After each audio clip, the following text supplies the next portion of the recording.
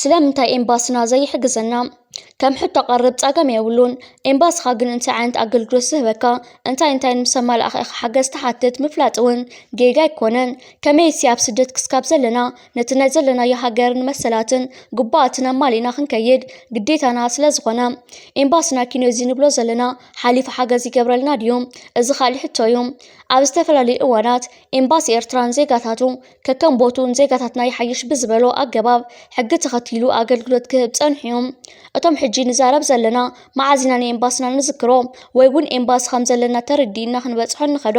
ጸገም ወይ ሓደጋ ምሰጋጠመ ዶሳብ ዘለና የሃገር ግፋን ማእሰርትን ምስተረኸበ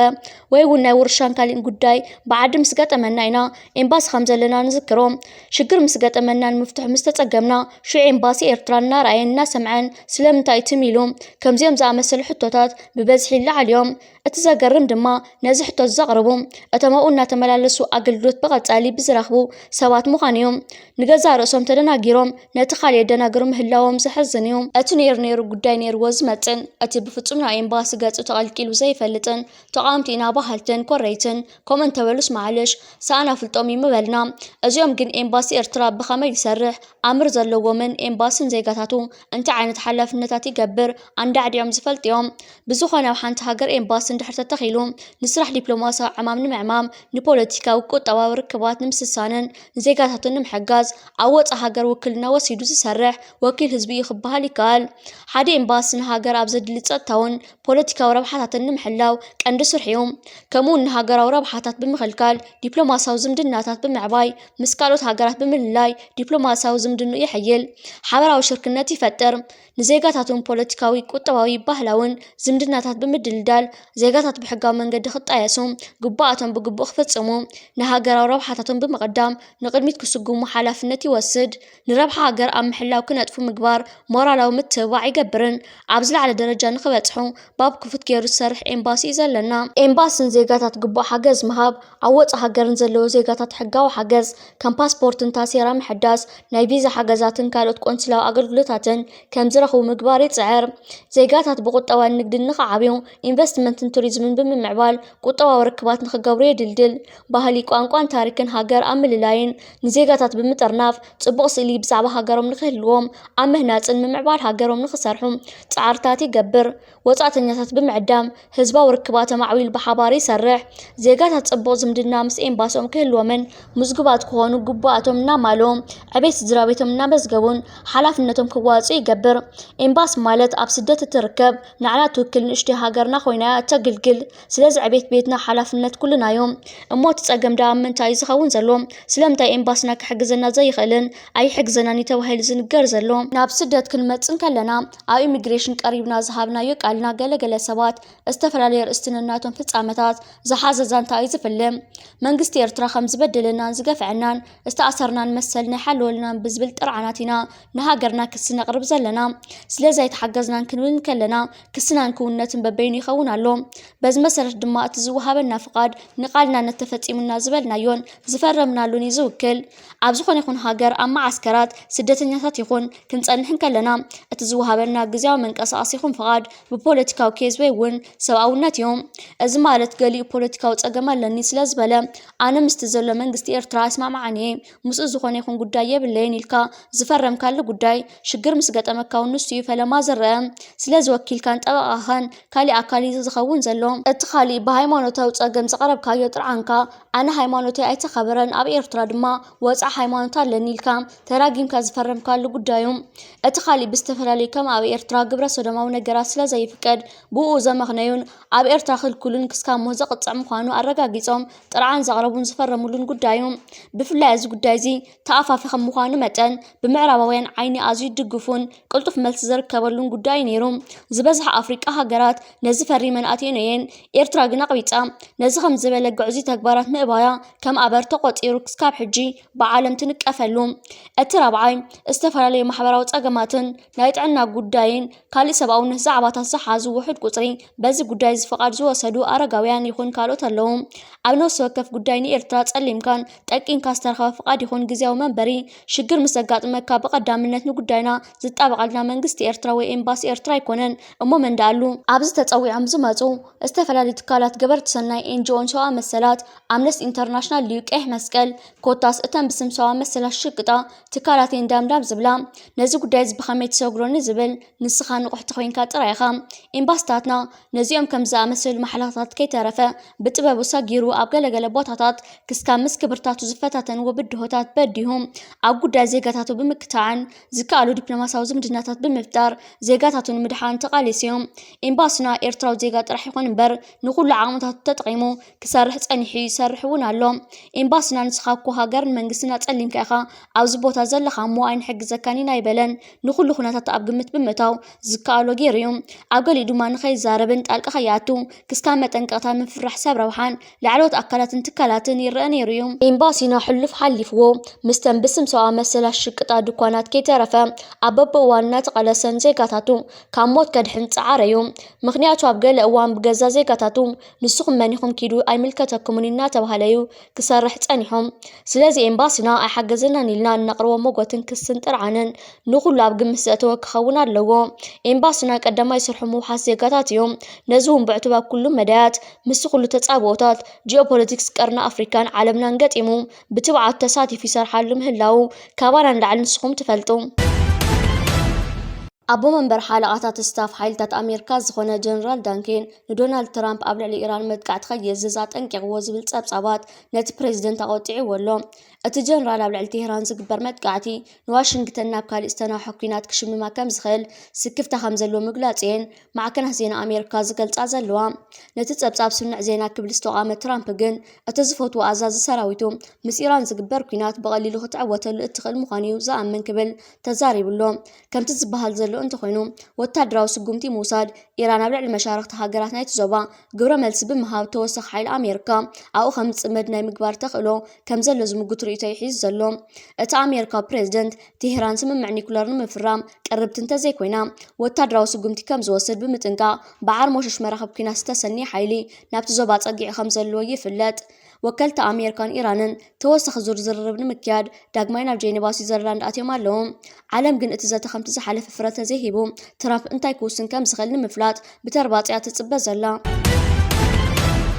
نبوزحات هاجرها زملكات حدش قطع إيميغريشن بريطانيا كسرحلو جميل لهم اتيكالت مرة وعزفة لما ممرحي أمريكان أستراليان زركبان زيقاتهم بزي فيزاكات وتصنحو سمنين حموشن هاجرها زملكاتهم بز مسارات كابتن هاجرات نبريطانيا زقشو سوات مئتو فقاد كاد اليوم يوم منقست تحدش وسنة نسرعة إيميغريشن ممحياشن وحسنة نمرقات انكم ستوسدو يزمقوت ندرب زي قنت بريطانيان أتن ستتقلوها هاجراتن زلوهم سوات قنت أقامات كفتر لهم كم جمرة يقلت علوم إيتي ديجيتال مئتو فقاد كوينو تقبل نسرق بسب عبرتانيا شدشور حك تصنح يخل اتفقاد نخل تعامتو يكساب علة باسبورت ودا كم تصنحون تفلت اللوم نتفقاد زرخو بتصحتين توريزم نقدن تمرتن زماتو كخوني اليوم أتون فيزا كحتى تصنح زيقاتات كالوت هاجرات كن كم قدمون بستهم فيزا يوم زاتهم إذا حدش فقاد اليوم من يوم بإسرائيل كم ناتان لعلاوي تهاجر أفلوتا زرخبة سوماليلاند فلام أمباسادرا شيما أتسقمتي نتي مس إسرائيل زلوا وقعوا دبلوماساو زمدنا مسارة نتصف مخانو منقستا مع كنزينا سوماليلاند قاليتهم عفنيا تبع لنا تزاوجت رسم محدار حسين عدن عيقا اتب بريزيدنت عبد الرحمن محمد عبد الله ويدمع عيروس توسن ممزاز نايتي أمباسادر رقاقيت اللوم نز تاريخا ومزنس تقبل دبلوماسيا عمر حاج محمود استوهال مخانون أتعفنيا قيسهم اتا أمباسادر كبرت سلطان مسلاتن حلفنتات النايت بوتا كل ويكبل عيقا تزاريبهم اتا سقومتي عيرونا وإسرائيل فلام وقع مبتاح كاكايد تثبيت أو زقبر الأواني والتوسيد زلهم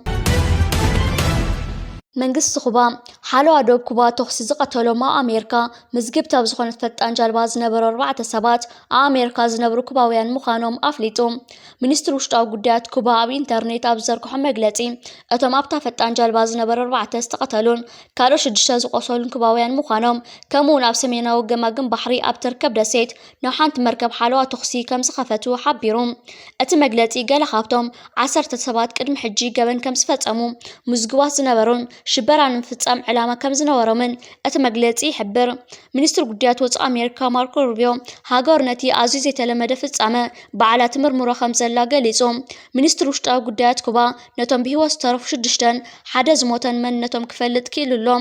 ኣብታ ፈጣን ጃልባ ዝተፈላለዩ ብረታት ነተጉትን ካልኦት ናውትታትን ከም ዝተረኸቡ እቲ መግለጺ ይሕብር። ሚኒስትር ውሽጣዊ ጉዳያት ኣካል ናይቲ ውዲት ዝበልዎ መበል 11 ሰብ ከም ዘለለዩን ኣብ ትሕቲ ቀይዲ ከም ዘእተውዎን ይገልጹ።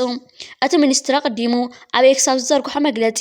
እታ ኣብ ፍሎሪዳ ዝተመዝገበት መርከብ ቁጽሪ መዝገብ ኤፍኤል 7726 ኤስኤች ኮይና ኣብ ጥቓ ካዮ ፋልኮስ ኣብ ማእኸላይ ግዝኣት ቪላ ክላራ እቲ ሃገር ትማረው ንግሆ ከም ዝተረኸበት ሓቢሩ። ኣብዚ ዓለማዊ ዘይርቡጽነትን ዘይምርግጋእን ዝረአየሉ ዘሎ እዋን ሰልፊ ብልጽግና ኣብ ዝደለየ እዋን ኣህጉራዊ ሕጊ ሸለል ክብል ሙሉእ ናጽነት ዘለዎ መሲልዎ ምህላው ተገሊጹ። ሰልፊ ብልጽግና መወዳእታ ናይ ዝሓለፈ ሰሙን ዘቕረቦ ወታደራዊ ምርኢት ብወገን ኤርትራ እቲ ካሊእ ዝተናዓቐ ምርኢት ናይ ውግእ ስነ ኣእምሮዊ ጸገም ከም ዝኾነ ተገሊጹ።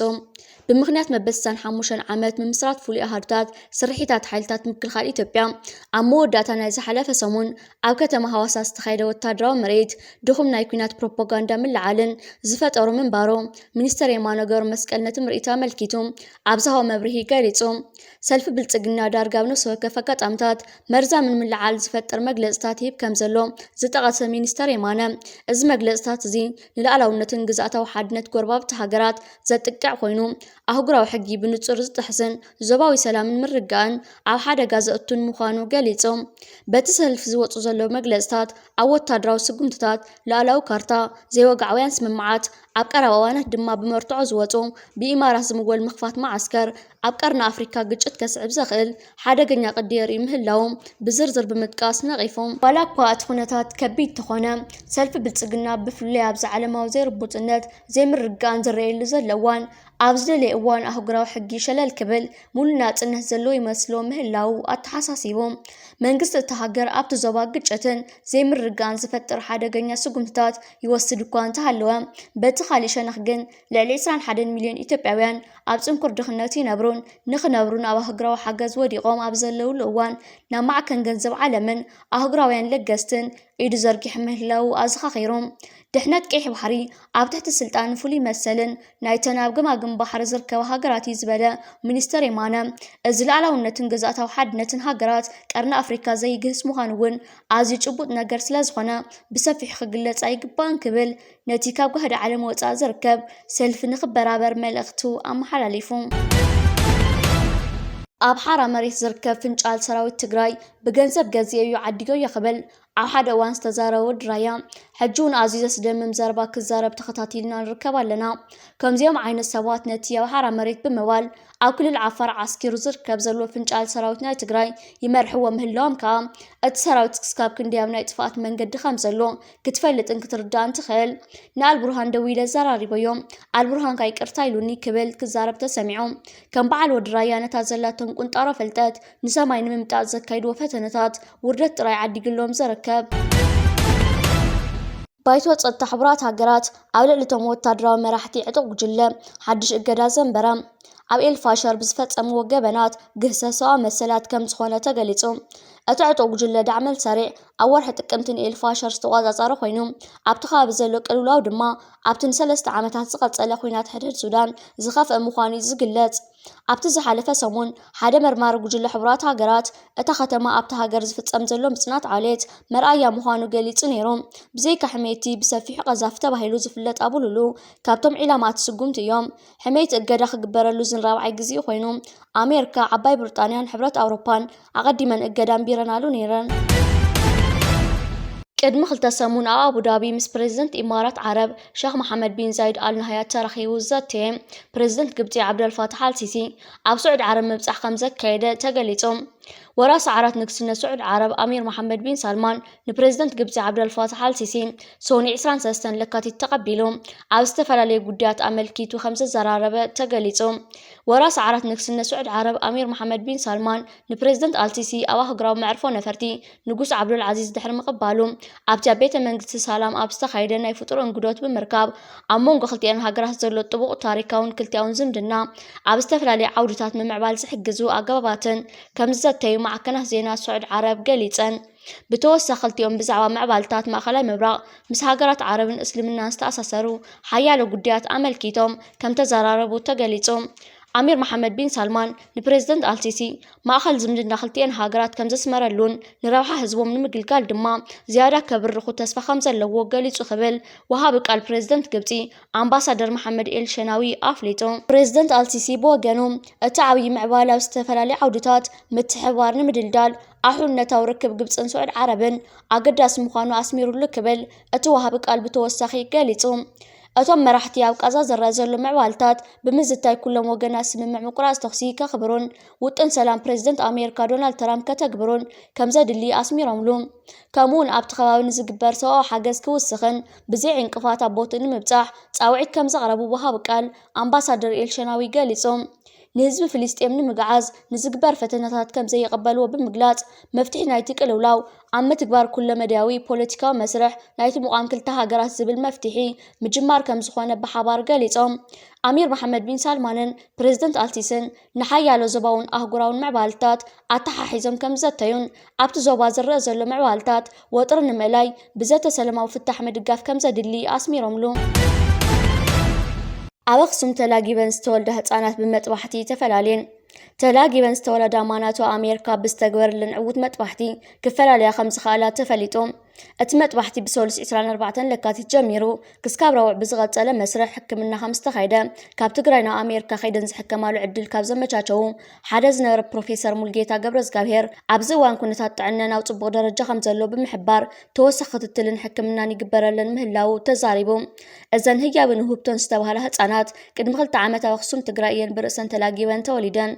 قد محيدة وارح دمالو الحكمنا نمركاب نا أمريكا أمريحين أتيستقبر لن حكمنا تنقع زدلي بمنبارو قدم زيناي موداتا مطبحتي كلتا غزي خبت حكمنا ومطبحتي كم استقبر لان تقليصو نيرو بريزيدنت دونالد ترامب نخلتي بايتات أمريكا وكونغرس هابون هنتات اتهاجرن عالم زدسس عامتها مدرة عبير استزينا كوين اللوم أبز دحر ملسوت نفس التان سهوا فلام هاجرا مدرة لسدة الناس تحويسهم استفلا لي قدات العلو نيرو تسوي استقر لهم جناس تقوسي قداتنا لهم قال خابتهم استزاروا لهم قطبا بايتا الزبط قطوا 5 خاز قالت ترامب نايمو الممحياش كم زمت قالتهم بزعوا من محدار بريزيدنت نبر جو بايدن زركو متن صغبا بقنقنع 5 يكونا BBC برفايا ملكيت لهم إيران مس إيران زلوا مسحاب قداي نيوكلير بزات خفتحو 5 مرات دقيمو بمرقات تهران نيوكلير وطوار ممعبالن مونا نكتحسبو 5 بلا تنكيقهم immigration دوبات اتهاجر نزي حقاويان سدتنيات بمرقات كم زو حاسو تنيثهم من محدار بايدن 13 قتلتي سدتنيات كاتهم افقيد زولغن كاب حق زرحقيهم كسكاب كلتش نيسان 4 ابز نبر حيال عمتات ابز نبر اوان لعل 400 شحتي قنسي بلوم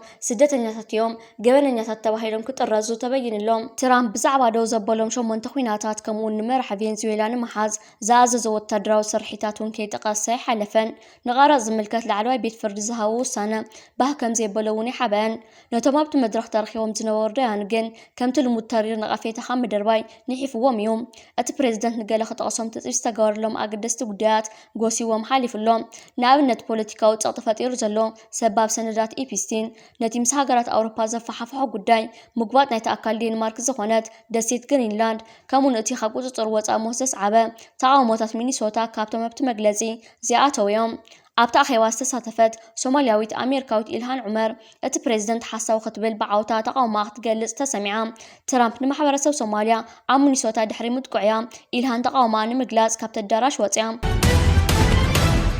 إيرترا حدش أزاز حيل أير صوماليا كم زخونة تقليتهم إيرترا بزلتا قواز فلت ميجر جنرال عبد الرسيق محمد حدش أزاز حيل أير صوماليا خوينو كم استمززة تقليتهم 4 عمت جنازي ملء مخانون سواس تعلم مخانون زنقرلو ات ميجر جنرال صوماليا بتأفا في إيوانات أبزلوتو اللقزي عتبو سانتات كوسدن نتهاجر تصلاو حيل أير كلوات تروخ تصاوت كم زخلون ناي صوماليا ميدياتاتي قلتا أبزق زي الصوماليا دلدول حيل أير اتن ميجر جنرال إيرترا زم حدرن زلو شمونت هليكوبتراتن 4 نفر توق كونا كم زخلاون أبتدي لصوماليا زوات حبريتا يقلت ምክትል ፕሬዝደንት ክልል ትግራይን ምክትል ኣቦ ወንበር ሕወሓት ዶክተር ኣማኑኤል ኣሰፋ ትማል ምሸት ኣብ ዝሃቦ መግለፂ ህዝብታት ኤርትራ ትግራይን ኣምሓራን ብሓባር ክለዓሉ ከም ዝግባእ ገሊጹ ንሶብ ዝሃቦ መግለፂ ኣብዚ ሕጂ እዋን ህዝብታት ኤርትራን ትግራይን ኣምሓራን ብሓፈሻ ንኩሉ ከባቢታት እቲ ህዝቢ ዝፍትን መራሒ ከም ዝመፀን ብሰንኪ እዚ ከዓ እዞም ሰለስተ ህዝብታት ሓቢሮም ንረብሖምን ሓድነቶምን ክሰርሑ ከም ዝግባእ ገሊጹ ኣብዚ ሕጂ እዋን ዞባ ቀርኒ ኣፍሪካ ብኩናትን ዕግርግርን ተሓሚሱ ይርከብ ኣሎ። ጎረባብትና ሃገራት ኣብ ነውፅን ዓቕሊ ፅበትን ኩናትን ተሸሚመን ህዝበን ክከላበትን ናብትን ክብል ንከታተል ንዕዘብና ኣለና። ማሕበረሰብ ዓለም ነዚ ኣብ ጎረባብትና ሃገራት ተኸሲቱ ዝርከብ ዘሎ ኣዝዩ ሓደገኛ ኩነታት ንምርጋዕ ፃዕርታት የካይዳ ኣለዋ። ብተመሳሳሊ ሃገርና ኤርትራ ነቲ ኣብ ጎረባብታ ሃገራት ዘሎ ሽግር ንምፍታሕ እውን ልዑል ግደን ተራ እናተፃወተት ትርከበላ። ኤርትራ ብዝተፈላለየ ሕንፍሽፍሽን ኩናትን ተሓሚሱ ዝርከብ ዘሎ ዞባ ቀርኒ ኣፍሪካ ደስተት ሰላምን ርግእትን ሰላማዊትን ኮይና ንክትወፅእ ህዝብን መንግስትን ኤርትራ ከቢድ ዋጋ ከፊሉ ከምዘን ንከታተለን ዘለና ሃገራት ንክትከውን ማሕበረሰብ ዓለም ኣብ ልዕሊ ኤርትራ ብፍላይ ከዓ ሓያላት ሃገራት ዓለም ኩሉ ፈተነታት ኣካይደን ህዝብን መንግስትን ኤርትራ ነቲ ዝመፀ ፈተነታት ኣስናን ነኸይሱ ክምክት ወኺሉ ከምዚ ክገልፆ ፀናሕኩ ህዝብን መንግስትን ኤርትራ እዚ ኩነታት ክመፅን ከረጋግፅን ብቓላት ዘይግለፅ ከቢድ ዋጋ ከፊሉ ብፍላይ ከዓ መሪሕነት ህዝባዊ ግንባርን ሻዕብያን ነቲ ዝመፀ ተፃቦታት ብውሕሉል መንገዲ ኣብ ምምካት ሳላስ ተፃወተ ግደን ተራን ኣብዚ ሕጂ እዋን ሃገርና ኤርትራ ዘይትድፈር ደስተት ሰላም ኮይና ትርከበላ። ሓይሊ ባሕሪ ኤርትራ ኣብዚ ሕጂ እዋን ካብ ዝተፈላለዩ ሃገራት ኣድናቆት ኣብ ዝረኽበሉ ዘሎ እዋን ቀይሕ ባሕሪ ፀጥታ ክትሕሉ ገይርዋ ይርከብ። ዝተፈላለዩ ሃገራት ከም በዓል ኢማራት፣ እስራኤል፣ ኢትዮጵያ ዝኣመሰላ ዘረግቲ ሃገራት ብቀይሕ ባሕሪ ዝተፈላለዩ ፈተነታት እኳ እንተካይዱ ክስካብ ሕጂ ክሰምረሎም ኣይከኣለን። ኣብዚ ሓለፈ ዋርሕ ዝተፈላለዩ ዝተኸፈሎም ዝተመወሎምን ሰለልቲ ናብ ግዝኣት ኤርትራ ክኣቱ ክብሉ ብጅግና ሓይሊ ባሕሪ ኤርትራ ተታሒዞም እዮም። መንግስቲ ኤርትራ ዝኾነ ይኹን ክገብር እንተሎ ወግዓዊ ዝኾነ መግለፂ ከውፅእ ኣይተራየን። በዚ ድማ ሚስጥራዊ መንግስቲ ሓያል መንግስትን ዘብሎ ከምኡ ዝተፈላለዩ ሃገራት ኣብ ኤርትራ እንታይ ከም ዘሎ ዘይፈልጦን ዝፈርሖን ንዝያት ንምፅራይ ድማ ዝተፈላለዩ ፈተነታት እናካየዱ ይርከቡ። ሎሚ AFPN መርበብ ሓበሬታ ከም ዘሎ ዝገለጸ ድማ ሓይሊ ባሕሪ ኤርትራ ዝተፈላለዩ ጀላቡ ዝሓዙ ሰባት ኣብ ትሕቲ ቀይዲ ከም ዘእተዎም ገሊጹሎም። ሓይሊ ባሕሪ ኤርትራ ኣብዚ 6 ወርሒ ልዕሊ 4 ግዜ ናብ ማያት ኤርትራ ዝኣቱ ኣብ ትሕቲ ቀይዲ ከእቱን ፍርቆም ድማ ከም ዝፈትሖም ኣይርስዕን። ብኻሊእ ዜና ድማ መርከብ ስልያ ሩስያ ከም ተተሓዘት ሚኒስተር ምክልኻል ብሪጣንያ ገሊጾም። ሚኒስተር ምክልኻል ብሪጣንያ ከም ዝበሎም ኣብዚ ወርሒ ሩስያ ዝተፈላለዩ ስርሒት ክትሰርሕ ከም ፀንሐት ብምግላጽ እዚ ድማ እርምጃ ወሲድና ኣለና ክብል ገሊጹ